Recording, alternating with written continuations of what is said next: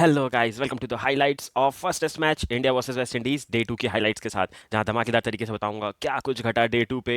India ने कैसे की शुरुआत, थोड़ी स्लो शुरुआत, वेस्ट इंडीज क्या कर रही है, पिच क्या बिहेव कर रही है, और ग्राउंड कितना सूखा और कितनी बड़ी बड़ी घासें छोड़ी हैं जिसकी वजह से काफी दिक्कत हो रही है रन बनाने में। तो चलिए करेंगे detail analysis for the highlights of the day two. बढ़ेंगे आगे, आप सभी को बता दूं क्या कुछ घटने वाला है इस मैच में और क्या क्या कुछ घटा है इस मैच में।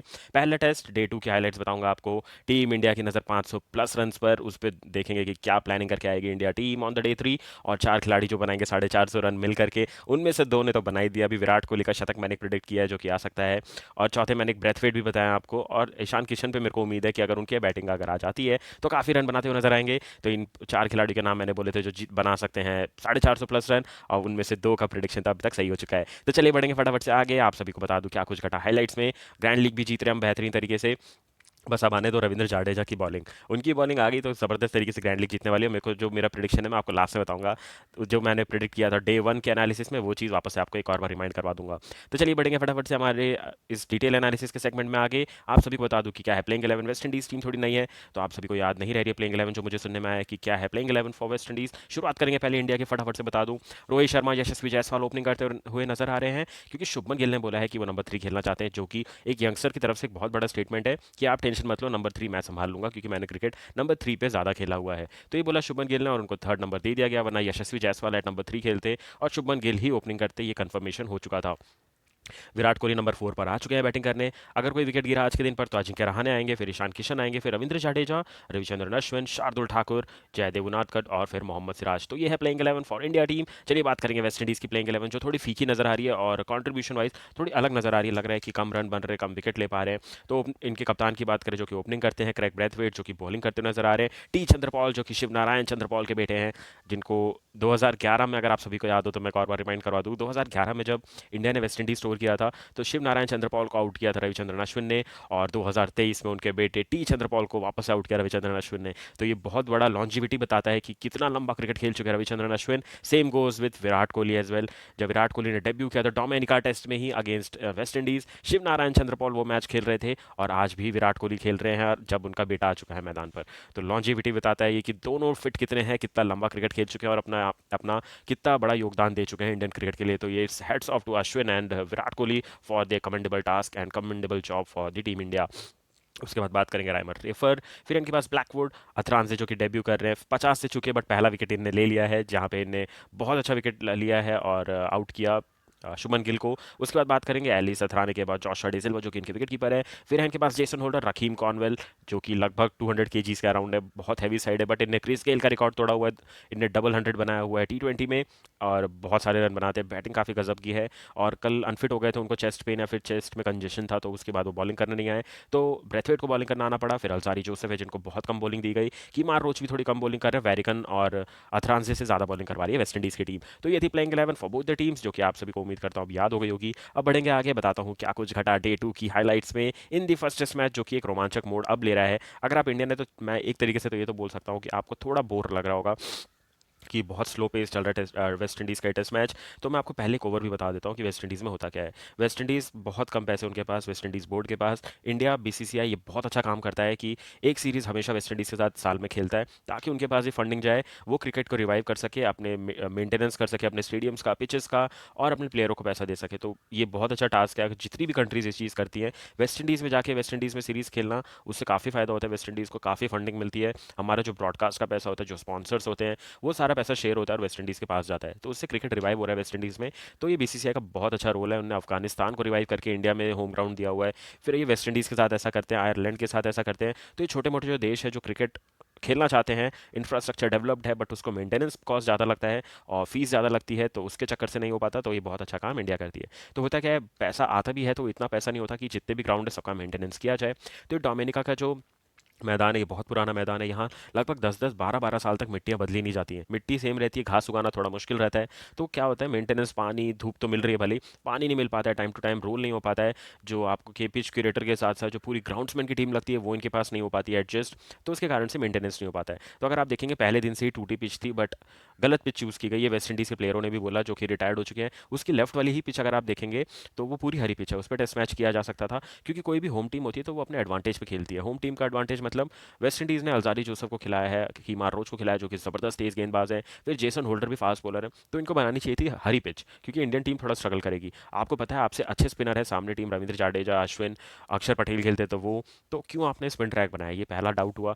मैंने आपको एक चीज़ क्लियर कर दिया कि मेंटेनेंस का कॉस्ट बहुत ज़्यादा लगता है जो कि नहीं अफोर्ड कर पाती वेस्ट इंडीज़, तो इनका क्रिकेट थोड़ा इस तरफ से चल रहा है। बट दूसरी चीज़, पिच हरी बनाई जा सकती थी जहाँ पे रोमांचक मैच होता। तीसरी चीज़, ग्राउंड का मेंटेनेंस पे एक और पॉइंट, कि घास नहीं कट की गई है। घास ये इतनी बड़ी बड़ी है वहाँ पे कि बॉल रोल होते हुए भी चौका नहीं जा रही, तीन तीन रन भागने पड़ रहे हैं और जस्ट थ्रू होती है बॉल चौके के लिए। तो एक और ये चीज़ हमें देखने को मिल रही है कि मेंटेनेंस नहीं हुआ है वेस्ट इंडीज़ के ग्राउंड के। बट हम कंप्लेन नहीं कर रहे, क्रिकेट में मज़ा आ रहा है, रन कम बन रहे हैं, वो सब ठीक है। तब बात करेंगे हाईलाइट्स ऑफ डे 2 में क्या क्या हुआ।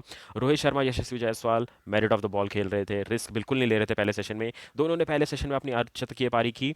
वेस्ट इंडीज़ पूरी तरीके से अनअग्रेसिव हो चुकी थी। उनने सोचा अब तो ये दोनों बल्लेबाज ही कोई गलती करेंगे तभी हमें कोई विकेट मिलेगा। उसके बाद क्या हुआ, वेस्ट इंडीज़ बॉलर ने थोड़ा कंट्रोल करना चालू किया, और जैसे मैंने आपको बताया आउटफील्ड भी बहुत स्लो है, क्योंकि मैं आपको बता दूं ना, घास की लेंथ, अगर एक घास है ना तो उनकी लेंथ काफ़ी ऊंची है, तो घास जब हैवी हो जाती है तो बॉल खुद रोल नहीं होगी, ताकत से शॉट मारना पड़ेगा। और अगर आपको ताकत से शॉट मारना है तो आपको ये भी देखना है कि आप ताकत से मारे तो ग्राउंडेड शॉट मारे, तेज मारे, बट वो पहला इंपैक्ट ग्राउंड पे जाना चाहिए तेज मारने पे। और अगर आपने थोड़ा ताकत ज़्यादा लगा दिया तो हो सकता है लॉफ्टेड शॉट हो जाए और आप आउट हो जाए। तो ये भी एक रिस्क है अभी वेस्ट इंडीज़ में, कि अगर आप तेज़ खेलें तो अलॉन्ग द ग्राउंड तेज़ खेलना पड़ेगा आपको। आप बस ये नहीं सोच सकते कि आपको तेज़ खेलना है, क्योंकि वो कैच बॉल लॉफ्टेड होकर के कैच आउट हो सकते हैं आप। तो ये भी एक बहुत बड़ा कंडीशन है यहाँ पे। तो यहाँ पे ये नहीं कि बहुत इजीली रन बनाए यशस्वी जायसवाल और रोहित शर्मा ने, काम लगा है, मेहनत लगी है, भागना बहुत पड़ा है, ये चीज़ हमने बहुत देखा है, उसके कारण ही ये रन बने हैं। बट अच्छा टास्क करके दिया रोहित शर्मा और यशस्वी जायसवाल। यशस्वी जायसवाल बहुत बड़ा खिलाड़ी बनेगा यहाँ से, अगर दोहरा शतक बना दिया तो पहला खिलाड़ी होगा इंडिया टीम को रिप्रेजेंट करते हुए जिसने डेब्यू में जड़ा है शतक, क्योंकि 187 हाईएस्ट है जो कि शिखर धवन का स्कोर है जो उन्होंने डेब्यू में बनाया था। उनके रिकॉर्ड को पीछा छोड़ेंगे और आगे बढ़ेंगे। आठवें खिलाड़ी बन चुके हैं जिनने जड़ा है अपने डेब्यू के फर्स्ट इनिंग में ही शतक, तो बहुत गजब का काम किया है इनने।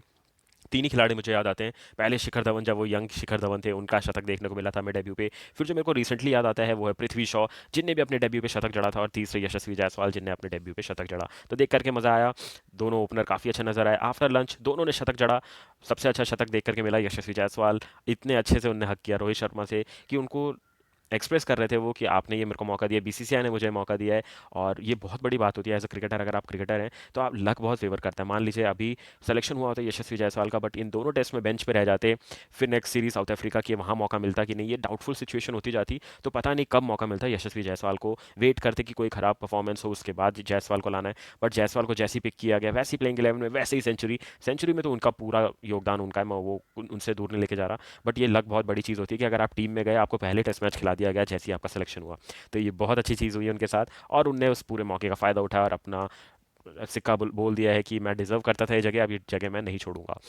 दोनों ने जड़ा शतक, रोहित शर्मा ने चौका मार के जड़ा शतक, 99 पे थे, चौका मारा 103 पे पहुंचे, और उसकी अगले ही गेंद पे ग्लव्स लगा, पैड लगा और कीपर आगे आके कैच ले गया, वहां उनका विकेट गिरा। 3 नंबर पे आया बैटिंग करने के लिए शुभमन गिल जो कि 6 रन पर स्लिप पे कैच आउट हुआ। अगर मैं बोलूँ तो वो फ्लाइंग स्लिप स्लिप थी, थर्ड स्लिप के अराउंड वो स्लिप थी जहां वहां पे वो आउट हो गए। और शतक मारने का जब वो आउट हुए, यशस्वी जायसवाल बहुत स्ट्रॉन्ग दिख रहे हैं, 143 पे खेल रहे हैं। पहली चीज़ वो दिन के खेल शुरू होने पे करेंगे डे 3 पे वो ये कि उनका आएगा 150 रन का स्कोर, और विराट कोहली का 50 भी आ जाएगा, इतनी पूरी गारंटी है।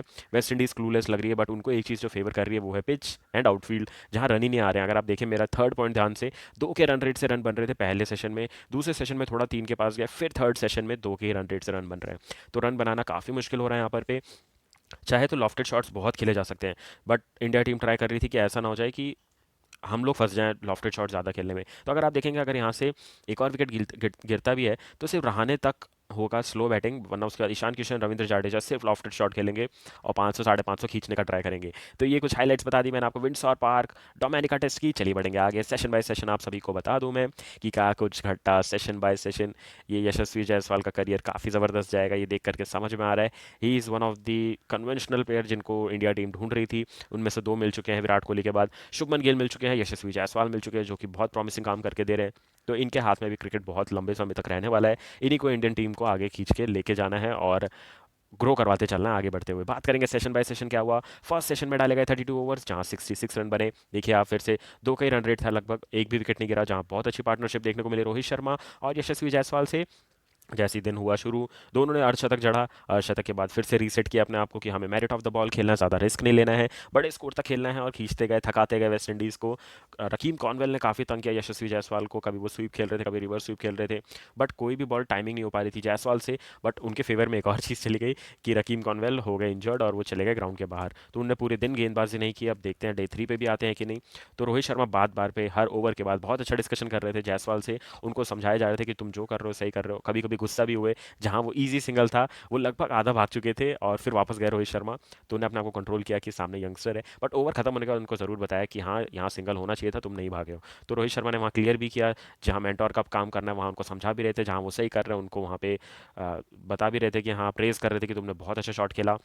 रिवर्स स्वीप खेलते हुए नीचे दिखे आपको यशस्वी जायसवाल, कवर ड्राइव ये सब ट्राई कर रहे थे रोहित शर्मा। फिर आया शतक यशस्वी जायसवाल का ज़बरदस्त, और गजब तरीके से सेंचुरी मारी, रोहित शर्मा का शतक देखने को मिला। और उसके बाद अगर मैं सेकंड सेशन की बात करूं, 26 ओवर डाले गए, 99 रन बने, 2 विकेट गिरे, रोहित शर्मा आउट हुए और शुभमन गिल आउट हुए। थर्ड सेशन की बात करूं तो ये फिर से एक स्लोअर वन सेशन था, जहां 31 ओवर की बॉलिंग हुई, मात्र 67 रन बने। बट सबसे इंपॉर्टेंट बात इंडिया के लिए कि ये विकेटलेस था। और यहाँ पे एक लास्ट इमेज अगर आपको दिखा दो विराट कोहली की, ये विराट कोहली काफ़ी खुश नजर आए थे कवर ड्राइव पे चौका मार के, क्योंकि बहुत टाइम बाद उनके बल्ले से चौका आया था, क्योंकि चौका मारना इस राउंड पे काफ़ी मुश्किल था। मुझे एक क्वेश्चन बहुत लोग पूछ रहे हैं कि क्या यहाँ पे बेसबॉल खेला जा सकता है अगर इंग्लैंड आई यहाँ पे कभी वेस्ट इंडीज़ में खेलने, तो मेरा सीधा जवाब है नो, ये पिच ही नहीं सपोर्ट करेगी आपको बेसबॉल के लिए। बेसबॉल मतलब मेरिट ऑफ द बॉल खेलना, लगभग टेस्ट को T20 मोड पे खेलना। तो अगर आप तेज़ मारने भी जाएंगे ना, ये बॉल अलाउ ही नहीं करेगी आपको, क्योंकि अगर आप देखें यहाँ यूज़ होती है ड्यूक की बॉल। ड्यूक की बॉल इतनी रफ पिचेस पे जल्दी ख़राब होती है, तो ख़राब होने के चक्कर से आप कभी नहीं मार पाएंगे लॉफ्टेड शॉट भी, आपको काफ़ी ताकत लगानी पड़ेगी। जैसे ड्यूक की बॉल अगर इंग्लैंड या फिर आप कहीं और साउथ अफ्रीका में भी यूज़ करें, तो वो बॉल लगभग 50 ओवर 60 ओवर के बाद ख़राब होती है। बट इस इतनी रफ पिच पे, इतनी रफ आउटफील्ड पे, ये 30 ओवर में बॉल ख़राब हो सकती है। तो 30 ओवर में बॉल ख़राब होगी तो आप 50 ओवर कैसे निकालेंगे इस बॉल से, ये काफ़ी डिफिकल्ट हो जाता है दोनों टीमों के बॉलर्स के लिए। तो मेरे हिसाब से यहाँ बैस बॉल नहीं हो सकता। हाँ, एक लिमिट तक हो सकता है, जैसे मान लीजिए इंडिया अभी 312 पे है, हो सकता था बैस बॉल से सिर्फ 350 तक पहुंच पाए, ये नहीं कि 400 पहुंच जाएंगे। तो इतना ही फर्क आएगा, बट विकेट भी ज़्यादा गिरेंगे बैस बॉल खेलने पे इस मैदान पर। इसीलिए इंडिया ने मेरिट ऑफ द गेम खेल रहे हैं, क्योंकि इंडिया का बहुत दूर की सोच है WTC 2025 का भी फाइनल खेलना लगातार तीसरी बार। तो रिस्क नहीं ले रहे हैं पहली टेस्ट सीरीज से, और वेस्ट इंडीज़ को हराना चाहते हैं, बट इसमें रिस्क नहीं लेना चाहते कि हम लॉफ्टेड शॉट खेलें और फिर से 150-200 रन की लीड लेकर के एक मौका भी दे वेस्ट इंडीज़ को मैच में आने का। पूरी तरीके से वेस्ट इंडीज़ को मैच से बाहर करने का प्लान है इंडिया टीम का। तो ये हो गया सेशन बाय सेशन डे 2 में क्या कुछ घटा। चलिए बढ़ेंगे फटाफट से हमारे नेक्स्ट सेक्शन में, आप सभी को स्कोर कार्ड दिखा देता हूँ, मैच समरी दिखा देता हूँ क्या कुछ हुआ है मैच में। तो अगर मैं बात करूँ वेस्ट इंडीज़ की, 150 पे आउट हुए थे, अथरान से 47 डेब्यू कर रहे हैं, 20 पे ब्रेथवेट आउट हुए, कॉनवेल ने बनाए 19, होल्डर के 18 रन, 5 विकेट लिए रविचंद्रन अश्विन ने, जाडेजा ने लिए 3 विकेट, शार्दुल ठाकुर और सिराज के खाते में था एक एक विकेट। इंडिया टीम 312 पर 2 है अभी, जहाँ यशस्वी जायसवाल 143 नॉट आउट खेल रहे हैं, रोहित शर्मा 103 पर आउट हो गए, मेरे लगा था इनका भी 150 आएगा बट नहीं आ पाया। कोहली 36 पे नॉट आउट खेल रहे हैं, इनका भी सेंचुरी आ जाए तो दिल खुश हो जाएगा। फिर बात करें शुभमन गिल, 6 रन पर आउट हो चुके हैं। अतरांजे को मिला है 1 विकेट 33 रन देकर के 13 ओवर में, वारिकर ने लिए हैं 1 विकेट 82 रन देकर के 34 पे, बाकी सारे बॉलर्स विकेट लेस रहे हैं। 7 बॉलर यूज़ किए हैं वेस्ट इंडीज़ ने और विकेट मिला है सिर्फ 2 को, तो क्लूलेस नजर आ रही है पूरी तरीके से वेस्ट इंडीज़ की टीम। तो ये था कुछ हाल, 162 रन इंडिया आगे है। इंडिया चाहेगी इस लीड को लगभग 250 तक लेकर के जाए, 250 मतलब इजीली 500 रन बनते हैं, 500 रन तो इंडिया के दिमाग में पक्का होगा। बट वो पूरी तरीके से डिपेंड करेगा कि कैसे खेलने वाले हैं यहाँ से विराट कोहली और यशस्वी जायसवाल। अगर यशस्वी 150 के बाद तेज़ खेल रहे हैं, इसका मतलब समझ जाइए डिक्लेरेशन जल्दी आएगा। और अगर 150 के बाद भी यशस्वी अपने मेरिट पे खेलते हैं और कोहली 70-80 पे है, इसका मतलब समझ जाइए दोनों यशस्वी 200 का सोचेंगे, कोहली शतक का, और शतक दोहरा शतक होने के बाद डिक्लेरेशन तुरंत आ जाएगा अगर ये दोनों लंबा खेले तो। अगर क्विक विकेट मिला वेस्ट इंडीज़ को, तो मेरे हिसाब से सिर्फ ईशान किशन तक बैटिंग या फिर मैक्सिमम जाडेजा तक बैटिंग आएगी, उसके बाद डिक्लेरेशन आ सकता है इंडिया टीम की तरफ से। तो ये थी कुछ मैच समरी। चलिए बढ़ेंगे हमारे नेक्स्ट सेक्शन में, आप सभी को बता दूं कि मेरा क्या प्रिडिक्शन है फॉर द डे 3। तो डे 3 का मेरा पहला प्रिडिक्शन आप सभी के लिए है कि इंडिया हाई स्कोर का प्लान करेगा, और देन डिक्लेरेशन का प्लान आज 100% होने वाला है, भले ही सेकंड सेशन के एंड में या फिर थर्ड सेशन के अर्ली में आ सकता है डिक्लेरेशन। जयदेव उनादकट, मोहम्मद सिराज फिर से अर्ली विकेट लेने वाले हैं, ये मैं आपको डे 3 के थर्ड सेशन की प्लानिंग बता रहा हूँ, जब विकेट इंडिया आएगी बॉलिंग करने के लिए। कार्लस ब्रेथवेट और ब्लैकवुड अच्छी बैटिंग करते हुए नजर आएंगे, दोनों एक्सपीरियंस बल्लेबाज हैं, थोड़े बहुत रन चंद्रपॉल भी अच्छे बनाएंगे। और अगर मैं बात करूं जोशुआ डी सिल्वा, जो कि इनके विकेट कीपर हैं, वो बहुत तेज बल्लेबाजी करने वाले, याद रखेगा। सेकंड इनिंग में रविंद्र जाडेजा का 5 विकेट हॉल आने वाला है, ये है मेरा प्रिडिक्शन। इंडिया जीतेगा ये टेस्ट मैच एक पारी से, ये भी है मेरा प्रिडिक्शन। उसके बाद ये सबसे इंपॉर्टेंट पॉइंट है यहाँ पर पे, Warrican and Athanaze will have to take some wickets for West Indies if they want to show some fighting spirit. Fighting spirit दिखानी काफ़ी ज़रूरी है। सेकंड सेशन में मुझे लगा कि थोड़ी फाइटिंग स्पिरिट है क्योंकि स्पिनर्स चढ़े हुए थे और जो जेसन होल्डर ने पूरा बाउंसर का ट्रैप सेट किया हुआ था रोहित शर्मा के लिए, जो कि काफ़ी कारगर साबित हुआ। 2 बार तो मिस टाइम हुई रोहित शर्मा से, ऐसा लग रहा था उसी ओवर में 80-90 पे आउट हो जाएंगे रोहित शर्मा। तो वैसा प्लान कुछ लेकर के आना पड़ेगा, थोड़ा अग्रेसिव होना पड़ेगा वेस्ट इंडीज़ को। अगर ये टेस्ट मैच फाइट करते हुए हारना है तो जीत तो नहीं पाएंगे मेरे को नहीं लगता, बट फाइटिंग करके अगर आप हारें तो वो चीज़ समझ में भी आती है। इंडिया जीतेगा टेस्ट मैच, ये मैं बहुत पहले से बोल दिया, पहले दिन ही बोल दिया, पता ही था। तो ये है कि तीसरे दिन पे आ सकता है रिजल्ट, या फिर चौथे दिन के पहले सेशन में, अर्ली ऑन फोर्थ डे, मतलब पहले सेशन फोर्थ डे के फर्स्ट सेशन तक आ जाएगा रिजल्ट, और एक दिन का एक्स्ट्रा आराम मिलेगा इंडिया टीम को। तो ये है मेरा प्रेडिक्शन फॉर द डे 3। आपका क्या प्रेडिक्शन है ज़रूर बताइएगा। उम्मीद करता हूँ आपको पसंद आएगी होगी हाईलाइट्स, जहाँ मैंने आपको बताया यशस्वी जायसवाल का शतक कैसे बना, रोहित शर्मा का शतक कैसे बना, कैसी वो शतक के बाद आउट हुए, फिर शुभमन गिल आए, एक चौका मारा, उसके बाद वो भी आउट हो गए स्लिप पे, फिर विराट कोहली आए जो कि सिंगल डबल खेल रहे थे, एक चौका मारा, काफ़ी खुश हुए क्योंकि फाइनली एक चौका उनके बल्ले से आया। यशस्वी खेल रहे हैं 143 पे नॉट आउट, विराट कोहली 36 पे नॉट आउट, एक ही विकेट मिला थ्रांसिक और वारिकन को।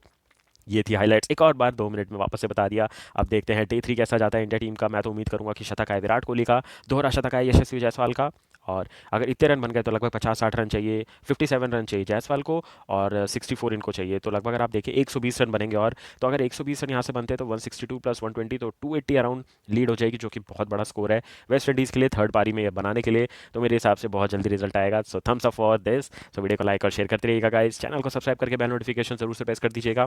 क्या वेट कर रहे हैं आप, किस चीज़ का वेट कर रही है, फटाफट से सब्सक्राइब करिए और 700 सब्सक्राइबर का गोल कंप्लीट करवा दीजिए। मैं गिव अवे लाना शुरू कर दूंगा पूरे India tour of West Indies में, एशेज में चल रहा है, और बांग्लादेश वर्सेस अफगानिस्तान सीरीज में भी स्टार्ट हो चुका है गिव अवे। तो फटाफट से सारे डिटेल एनालिसिस कवर करके रेडी हो जाइएगा, और धमाकेदार तरीके से ग्रैंड लीग जिताऊंगा आपको, चाहे कोई भी फॉर्मेट हो, टेस्ट हो, T20 हो या हो वनडे मुकाबले। तो मिलूंगा बहुत जल्द आपसे नेक्स्ट वीडियो में, तब तक के लिए thank you for watching all this video guys, have a great match ahead and take care.